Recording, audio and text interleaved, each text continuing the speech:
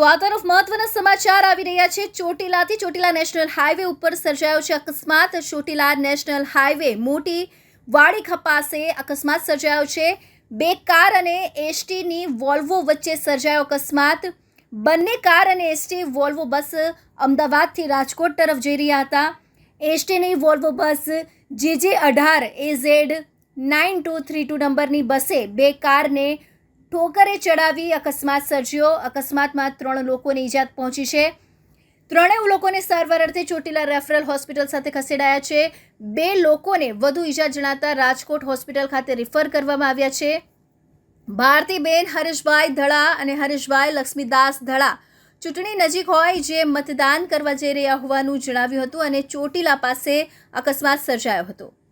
Mukesh ખક્કરનો report, Tanna સમાચાર, ચોટીલા। આપનું નામ? હરેશભાઈ। અચ્છા, ક્યાં રહ્યો છો આપ? રાજકોટ। અચ્છા, શું ઘટના બની હતી? હું ત્યાંથી અમદાવાદથી રાજકોટ વોટિંગ કરવા માટે જઈ રહ્યા હતા, હું ને મારી પત્ની।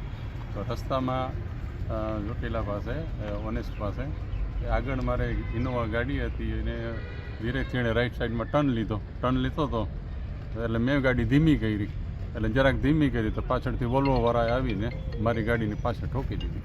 વોલ્વો કઈ હતી? પ્રાઇવેટ હતી કે? ના, એ વોલ્વો એસટીની વોલ્વો હતી। એસટીની હતી અને દબાઈ ગઈ મારી ગાડી હતી। આ તો અમારા હાથમાં ફ્રેક્ચર થઈ ગયું, મારા મિસિસને કમરમાં લાગી ગઈ।